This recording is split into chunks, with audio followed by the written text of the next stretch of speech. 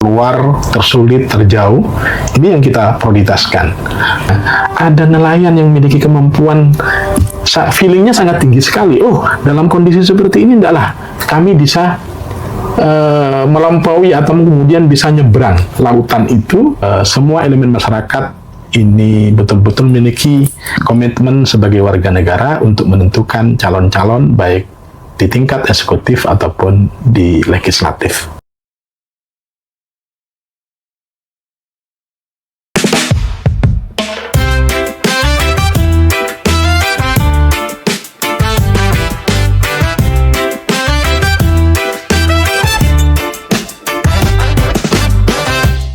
Assalamualaikum warahmatullahi wabarakatuh.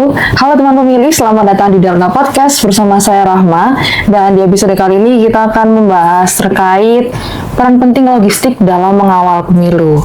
Nah, narasumber hari ini, beliau ini lahir di Sampang, Jawa Timur. Dan beliau ini menamatkan pendidikan tingginya di IAIN Sunan Ampel Surabaya pada tahun 1998 hingga 2002. Kemudian beliau melanjutkan pendidikannya di Universitas Islam Malang dari 2003 hingga 2005. Nah, beliau pernah menjabat sebagai anggota KPU Kabupaten Sampang selama 2 periode, yakni 2009 sampai 2014 dan 2014 sampai 2019. Kemudian menjadi anggota KPU Provinsi Jawa Timur periode 2019 sampai 2024 serta periode 2024 sampai 2029.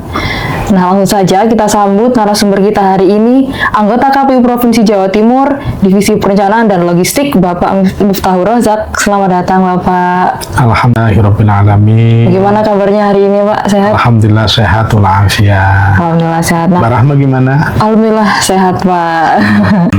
Sebelum kita lanjut ya, Pak ya, mungkin boleh disapa dulu teman pemilih kita yang dari Sidoarjo nih, Pak. Para teman-teman pemilih Sidoarjo yang berbahagia, izinkan saya menyapa teman sekalian. Saya Miftahur Rozak, Komisioner KPU Provinsi Jawa Timur, izin menyampaikan beberapa hal ya terkait dengan penyelenggaraan pemilu tahun 2024 dan tentu saja di Pilkada serentak tahun 2024. Mungkin begitu ya, Mbak Rahma ya. Iya. Nah, saya penasaran nih, Pak. Iya. Akhir-akhir ini untuk divisi perencanaan dan logistik sendiri itu kesibukannya ngapain sih, Pak? Karena kan ini udah pasca pemilu ya, Pak ya. Iya. Ya, kami di divisi perencanaan dan logistik, ketentuan sesuai dengan tata kerja ya, khususnya di PKPU 5 tahun 2018 dan beberapa perubahan PKPU-nya terkait dengan tata kerja spesifik. Kami di perencanaan dan logistik kita mengumandani terkait dengan capaian-capaian kinerja khusus perencanaan ya. Kita mengevaluasi capaian-capaian kinerja, kemudian sakit juga kita kelola dengan baik. Dan alhamdulillah 4 tahun terakhir sakit di Jawa Timur selalu mendapatkan penghargaan nomor 1 sak terbesar seluruh Indonesia. Ini merupakan bagian daripada ikhtiar kita yang ada di Jawa Timur bersama teman-teman kabupaten kota. Begitu juga kaitan dengan ketersediaan anggaran, kemudian revisi-revisi anggaran yang memang sudah menjadi tupoksi kami di perencanaan.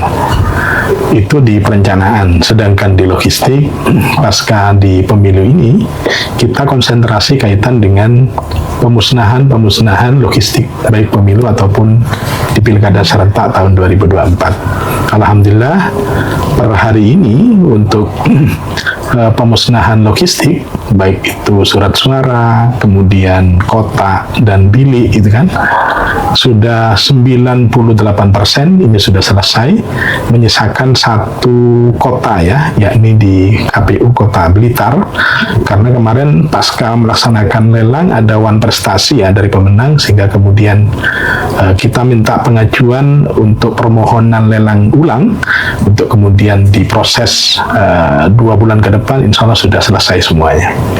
Semoga segera selesai ya, Pak ya. Ya Rabbal Alamin. Nah, ngomongin soal logistik pemilu ya, Pak. Mungkin teman pemilih ini taunya itu logistik pemilu adalah kotak suara, surat suara, terus bilik suara. Nah, sebenarnya logistik pemilu itu meliputi apa aja sih Pak? Apakah hanya sebatas itu atau ada yang lebih besar daripada itu? Ya, berbicara tentang logistik, ada rentetan tahapan-tahapan ya. Meskipun memang logistik itu dimensi non tahapan ya, tetapi di internal logistik sendiri juga ada beberapa tahapan-tahapan. Yang pertama adalah perencanaan anggarannya. Jadi kita harus pastikan bahwa anggaran tercukupi dengan baik, dengan standarisasi yang sudah kita atur sesuai dengan peraturan-peraturan perundang-undangan. Kemudian yang kedua adalah proses pengadaan ya. Jadi tentu ada sekitar 13 item ya, jenis logistik yang kita melakukan proses pengadaan. Mulai dari proses pengadaan yang pertama itu tahap 1 itu adalah logistik yang tidak ada kaitannya dengan pencalonan seperti kotak, bilik, tinta, kemudian segel. Itu adalah logistik-logistik yang memang lebih awal kita lakukan proses pengadaan ya di waktu tahapan-tahapan pemilu ya.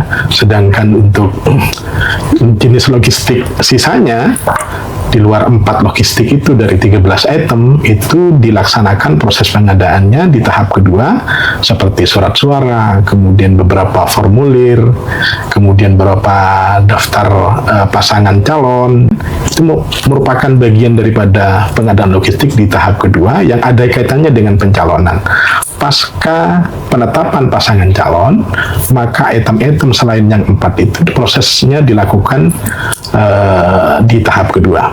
Dan ini tentu teman-teman KPU Kabupaten Kota ini sudah melaksanakan dengan baik ya. Kami di provinsi hanya sekedar mengkoordinir, memastikan tepat jumlah, tepat jenisnya, tepat waktu juga ya.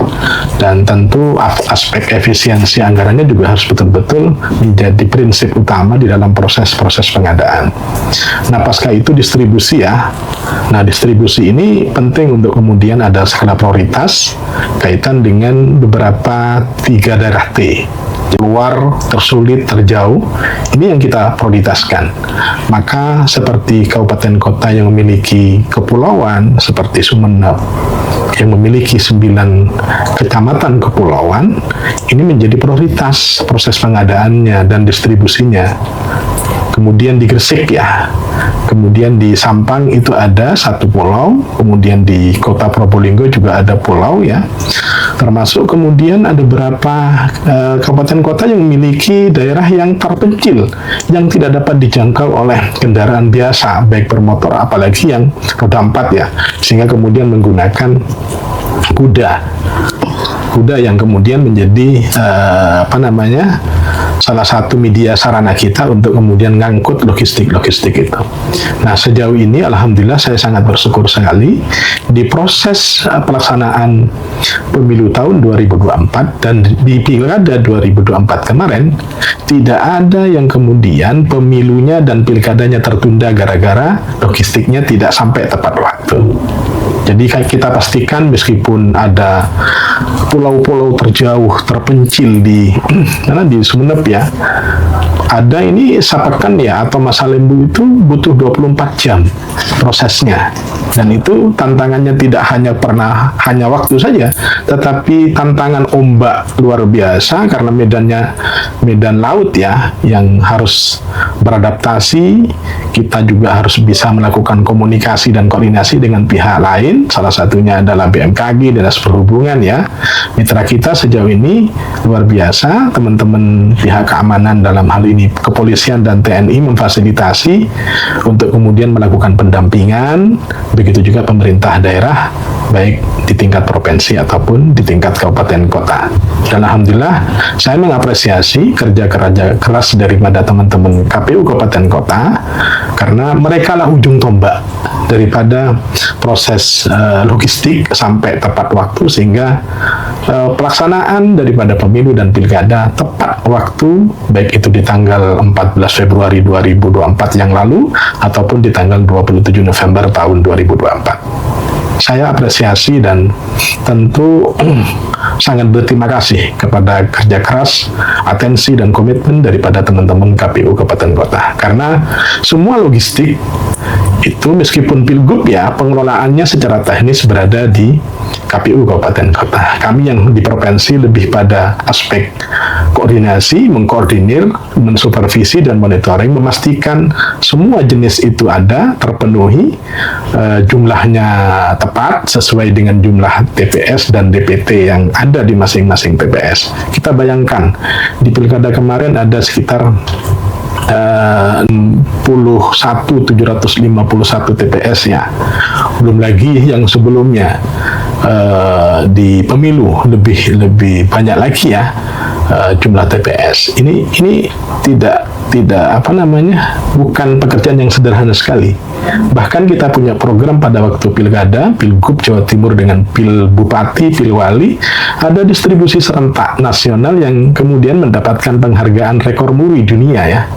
Rekor muri dunia bahwa KPU Jawa Timur bersama kabupaten kota dapat melaksanakan distribusi serentak terbanyak di satu hari, dan itu mendapatkan apresiasi dan kami bangga. Sekali lagi kami bangga bahwa kerja keras kami ada apresiasi pihak eksternal, dan ini kebanggaan ini tidak hanya dimiliki oleh KPU Provinsi Jawa Timur, tetapi juga kami sangat berterima kasih atas kerja keras, kebersamaan, komitmen daripada teman-teman KPU Kabupaten Kota yang ada di Jawa Timur. Jawa Timur sangat luas sekali dengan jumlah DPT nomor 2 se-Indonesia setelah Jawa Barat ya. Tentu penanganannya harus betul-betul presisi, matang, perencanaannya tepat waktu yang menjadi salah satu orientasi dan tujuan utama di dalam proses distribusi logistik, sehingga logistik tepat waktu nyampe di TPS-TPS sehingga tidak ada penundaan-penundaan penyelenggaraan pemilu dan pilkada khususnya di Jawa Timur. Karena tanpa logistik pemilu dan pilkada tidak akan pernah terselenggara dengan baik. Ya, sekali tanpa ya. Iya. Nggak akan jalan juga ya pemilunya. Ya, terus kalau gitu kira-kira barang apa sih Pak yang paling penting, yang krusial banget gitu, atau mungkin ada nggak sih barang yang menurut orang-orang tuh nggak penting tapi sebenarnya itu penting banget gitu menurut kita sebagai penyelenggara pemilu? Ya. Logistiknya itu adalah surat suara. Saking utamanya ada PKPU khusus tentang pengamanan surat suara. Jadi sejak proses pembuatannya ya, dalam pengertian produksinya itu dikawal baik itu di internal kita sendiri, yaitu ada KPU baik provinsi ataupun kabupaten kota, juga tertuang di dalam PKPU itu harus ada kepolisian, ada Bawaslu-nya untuk mengawal dari proses sejak produksinya. Nah, dari produksi di para penyedia kemudian dikawal itu kan distribusinya ke KPU kabupaten kota. Setelah kemudian dilakukan proses penyortiran pun juga ada proses pengawalan dan pengamanan. Serta nantinya setelah selesai dilakukan proses setting packing ya di gudang-gudang logistik kabupaten kota, kemudian dilakukan proses distribusi ke masing-masing TPS yang ada di wilayah kita masing-masing, dan itu semuanya adalah pengawalan. Karena disitulah adalah konversi daripada hak konstitusi daripada rakyat untuk menentukan pilihannya dalam konteks legislatif, yaitu adalah calon-calon wakil di legislatif. Dalam konteks pilpres ya, siapa yang akan kemudian menjadi dimandatkan untuk kemudian menjadi presiden dan wakil presiden. Dalam konteks pilkada, siapa yang kemudian mendapatkan amanah dari rakyat sebagai gubernur dan wakil gubernur, bupati dan wakil bupati, wali kota dan wakil wali kota. Karena semuanya itu berada di surat suara. Di samping memang ada lambang negara, ada lambang Garuda ya, yang memang tentu menjadi salah satu pertimbangan. Tetapi yang menjadi dasar dalam proses dikeluarkannya PKPU khusus tentang pengamanan surat suara itu saking utamanya logistik berupa surat suara, karena itu disitulah implementasi daripada konversi keterpilihan siapa yang akan menjadi pilihan-pilihan dari rakyat seluruh Indonesia, tidak hanya di Jawa Timur. Maka semua aspek yang menyangkut ketersediaan, misal lebih kurangnya itu harus presisi, harus tepat. Makanya salah satu prinsip daripada prinsip logistik itu adalah tepat jumlah. Tepat jumlah, tidak boleh lebih, tidak boleh kurang. Maka ketika ada kelebihan surat suara setelah melakukan proses setting packing di gudang-gudang logistik, baik karena faktor kelebihan itu karena faktor rusak, atau kelebihan karena faktor kelebihan kirim, itu harus dimusnahkan H-1 sebelum pelaksanaan pemungutan suara, baik pemilu ataupun di pilkada. Ini yang menjadi atensi kita. Bukan berarti logistik lain tidak berarti ya, tidak penting. Tapi ketika kemudian diklasifikasikan mana yang utama, mana yang semi utama dalam hal ini, yang pertama adalah surat suara dan selebihnya adalah logistik-logistik lain seperti misal kotak, bilik, formulir, daftar pasangan calon, kemudian tinta, kemudian alat coblos, semuanya harus kita perhatikan sedetail mungkin, setepat mungkin, semuanya harus ada karena akan menjadi perhatian publik ketika salah satu logistiknya tidak ada, tidak tersedia. Semisal ya,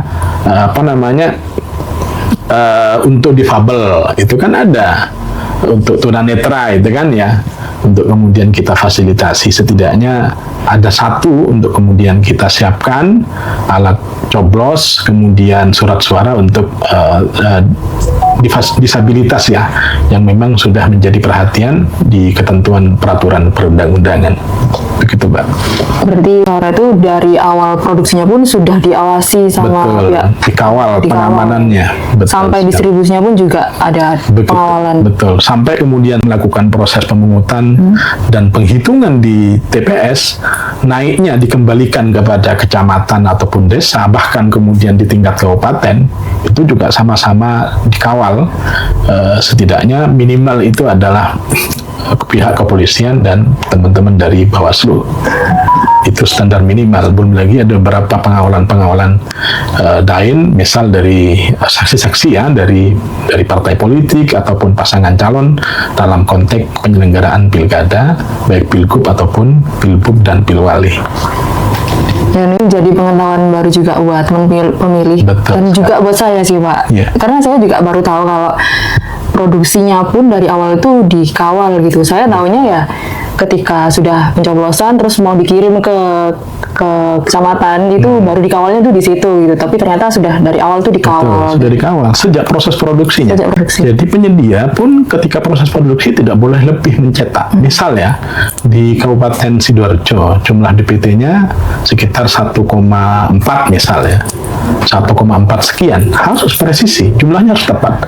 Kelebihan pun ketika proses produksi ada kelebihan karena faktor rusak atau karena faktor lebih produksinya harus dimusnahkan di pabrik-pabrik itu, yang harus dihadiri sama-sama oleh penyelenggara pemilu baik KPU dan Bawaslu juga pihak keamanan, dan itu harus ada dokumentasi berita acaranya, tidak hanya sekedar foto tetapi juga ada berita acara pemusnahan di masing-masing tingkatan, baik sejak proses pasca produksi atau nanti pasca setting packing, sortir ya, karena sortir lipat itu penting untuk memastikan bahwa surat suara itu tidak rusak.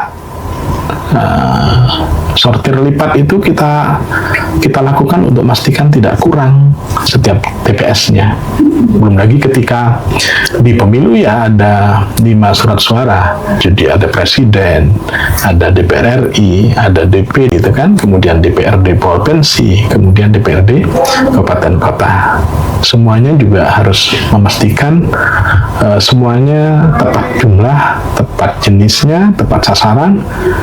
Bahkan kalau kita lihat tingkat ketertukaran surat suara antar dapil di penyelenggaraan pemilu hampir relatif kecil sekali persentasenya. Nah, sekali lagi ini apresiasi kepada teman-teman KPU Kabupaten Kota yang mengawal dari awal proses sortir lipatnya, kemudian pengesetannya, pengepakannya, sampai kemudian dimasukkan di masing-masing kotak yang sudah tertera di kotak suara itu, TPS berapa, desa kelurahan mana, kecamatan mana, kabupaten kota mana, dapil berapa. Ini kan kerja-kerja lapangan ya, tanpa memiliki pengalaman dan kehati-hatian, ketelatenan, maka hal itu nampaknya akan menjadi sesuatu yang kurang di dalam proses kita melakukan tata kelola logistik baik di penyelenggaraan pemilu ataupun di pilkada. Di provinsi sebesar Jawa Timur ini Pak ya, tantangan yang paling besar dalam distribusi logistik itu apa sih Pak? Ya, kita pertama tantangannya dari sisi geografis ya, maka kita tahu kita harus melakukan pemetaan terkait dengan geografis yang tergolong 3T tadi, terluar, terjauh, terpencil. Itu menjadi salah satu aspek utama. Maka kita minta kepada teman-teman KPU Kabupaten Kota buat jadwal, buat rancangan terhadap 3T yang terutama. Kita minta ada peta distribusi logistik. Ke TPS 1 misal di desa Sapekan, di Pulau Sapekan, kira-kira dari gudang logistik Kabupaten Sumeneb itu ke TPS ini butuh berapa jam? Butuh berapa jam? Bahkan yang kemudian di pilkada kemarin, kita mendapatkan surat himbauan dari BMKG ya, bahwa cuaca sangat tidak bersahabat, gelombang sangat tinggi sekali, sehingga kemudian jadwal kapal itu tidak ada pemberangkatan. Nah, padahal kita ada tuntutan logistik kita sudah harus nyampe tepat waktu. Maka segala ikhtiar kita lakukan, kita berkomunikasi dengan Dinas Perhubungan sudah tidak bisa, kapal tidak berangkat, maka salah satu opsinya adalah, untungnya ada nelayan yang memiliki kemampuan, feelingnya sangat tinggi sekali. Oh, dalam kondisi seperti ini enggaklah, kami bisa melampaui atau kemudian bisa nyebrang lautan itu. Pengalaman kami katanya, para nelayan itu dapat menjangkau dan bisa menembus ombak yang begitu dahsyat. Ternyata feeling nelayan itu sangat kuat sekali ya, sehingga kemudian meskipun ombaknya tinggi, akhirnya logistik kita bisa nyampe selamat dengan selamat ya, orangnya juga selamat dalam hal ini, itu kan, ke lokasi-lokasi yang dimana kita tuju dalam hal ini di wilayah-wilayah kepulauan. Itu begitu Pak. Jadi tantangan memang kalau kemudian dinarasikan, dideskripsikan distribusi logistik di kepulauan, yang tentu saja tantangan yang luar biasa, ini perlu kita angkat ya, kerja keras dari kawan-kawan dalam membangun komunikasi, sehingga kemudian suka dukanya di lautan seperti apa, itu kan, karena tidak sederhana yang kita bayangkan. Kalau di wilayah daratan saya rasa tantangannya tidak begitu ya, istilahnya bagaimana pengamanan surat suara, khawatir tercebur laut, air dan sebagainya, itu kan, khawatir kemudian hilang dan sebagainya. Alhamdulillah di pengalaman kami di pemilu tahun 2019 yang lalu, di pemilu tahun 2024 yang lalu, dan pilkada 2024 dan pilkada 2020, alhamdulillah di Jawa Timur tidak ada sampai ada berita, ada informasi, ada kejadian hilangnya logistik karena faktor alam itu. Kita sudah ada langkah-langkah preventif. Sekiranya memang ada beberapa hal yang perlu diantisipasi, sehingga itu bisa tepat waktu nyampe logistik kita di semua TPS yang ada di wilayah. Nah, untuk terkait perencanaan logistik tadi kan ada beberapa tahap ya Pak ya. Ya. Nah, itu dirancang sejak kapan Pak? Maksudnya berapa bulan atau berapa tahun sebelum pemilu dilaksanakan, atau bagaimana untuk perencanaan logistiknya sendiri?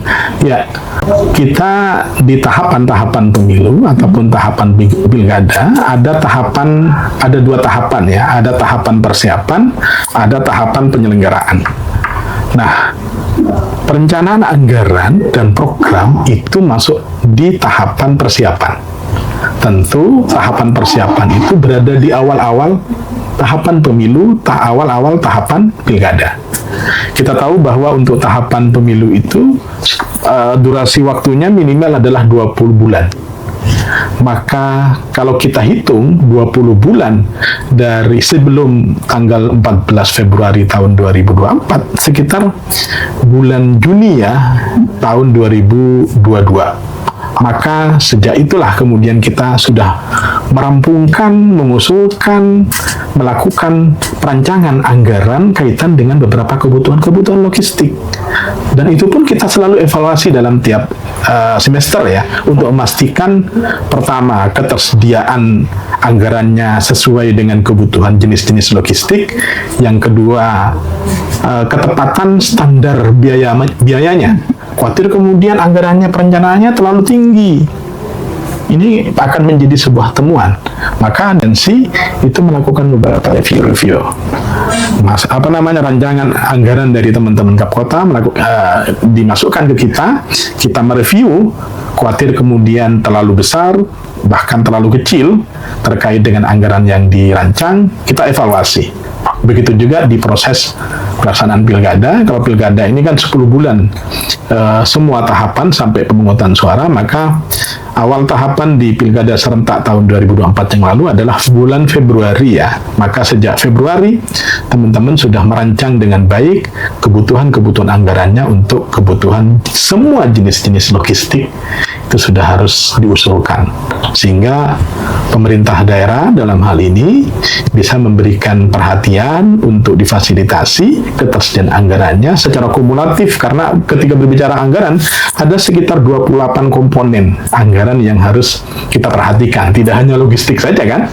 Kalau divisi perencanaan ini kan tidak hanya ego jadwal dan program saja, atau logistik saja yang kemudian harus kita perhatikan, kita review, kita koreksi, kita evaluasi, tetapi ada 28 komponen yang harus kita perhatikan, kita rinci, kita perhatikan, memastikan semua komponen-komponen itu tersedia anggarannya dan tercukupi sesuai dengan SBM yang sudah ditentukan, baik Kementerian Keuangan, KPU, ataupun pemerintah daerah. Karena ada beberapa item-item komponen itu tidak tersedia di peraturan Menteri Keuangan, maka kemudian yang dijadikan dasar adalah peraturan daerah setempat.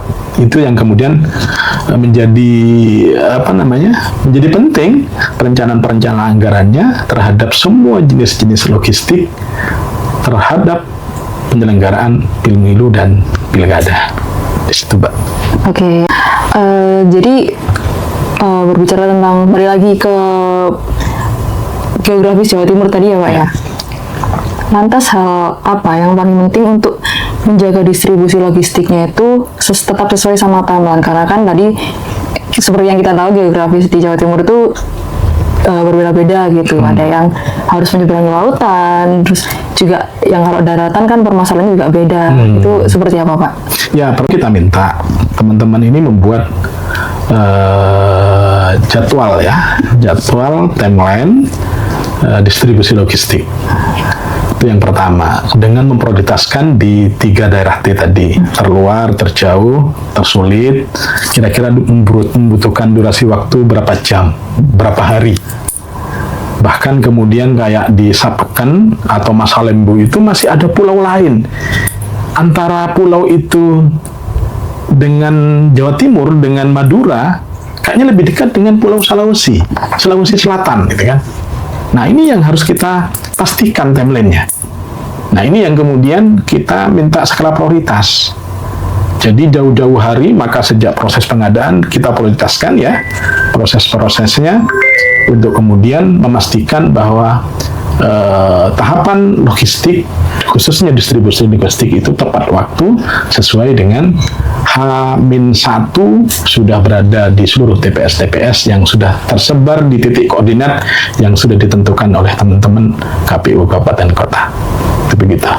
Berarti harus terus berkoordinasi sama koordinasi dengan eksternal, ini menjadi kunci ya terkait dengan distribusi logistik. Makanya sekali lagi saya apresiasi, karena kesuksesan distribusi logistik tidak mungkin itu bisa terlaksana sukses tanpa ada bantuan mitra di luar KPU. Salah satunya adalah pemerintah daerah, TNI, Polri, dan pihak-pihak lain yang kemudian bisa kita ajak komunikasi untuk kemudian distribusi logistik itu tepat waktu di hari H-1 ya, sebelum pelaksanaan pemilu dan pilkada. Nah, oke. Yang terakhir nih, Pak. Ya. Mungkin ada pesan khusus nih buat teman pemilih kita yang lagi dengerin, mungkin pesan untuk next pemilu dan pilkada selanjutnya. Ya, bagi teman-teman pemilih, tentu kami KPU Jawa Timur beserta KPU Kabupaten Kota membutuhkan peran seluruh elemen masyarakat di dalam proses penyelenggaraan pemilu dan pilkada, karena pemilih dalam hal ini yang notabene-nya aktor ketiga ya, selain penyelenggara pemilu, selain peserta pemilu, itu menjadi unsur terpenting untuk memberikan masukan, tentu juga memberikan pemantauan kepada kami sehingga semua tahapan-tahapan pemilu dan pilkada ini bisa berjalan lancar.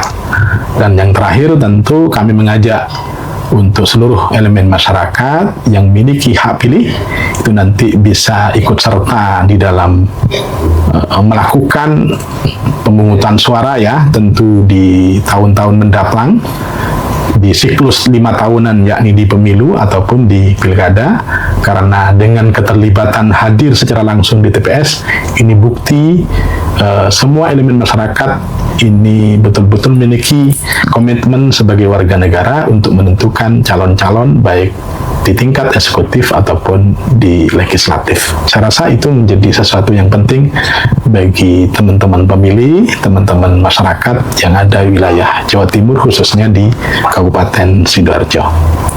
Oke, luar biasa sekali. Terima kasih Pak Rozak atas ceritanya hari ini. Dari cerita-ceritanya Pak Rozak tadi, jadi paham kalau logistik pemilu itu nggak cuma sekedar distribusi aja, tapi kita juga harus berkoordinasi sama pihak-pihak yang lain. Betul. Gitu. Nah, sekali lagi terima kasih Pak Rozak. Terima kasih juga. Bersedia jadi narasumber kita hari ini. Alhamdulillah saya sudah bisa menyapa ya. Iya. Pemilih di Sidoarjo pada kesempatan sore hari ini, dan mudah-mudahan di kesempatan yang berbeda, tema yang berbeda juga, dan waktu yang berbeda untuk kemudian bisa bertemu dan menyapa seluruh pemilih yang ada di Sidoarjo. Amin. Semoga bisa ketemu di next episode ya Pak ya. Ya, terima kasih teman-teman KPU ya, sudah memberikan waktu kepada saya, KPU Provinsi Jawa Timur. Bravo KPU Kabupaten Sidoarjo. Terima kasih Pak. Dan tentu terima kasih juga untuk teman pemilih yang udah dengerin podcast ini dari awal sampai akhir. Semoga bermanfaat dan menjadi pengetahuan baru juga untuk teman pemilih. Jangan lupa untuk terus ikuti sosmed resmi KPU Sidoarjo dan nantikan episode Delta Podcast selanjutnya.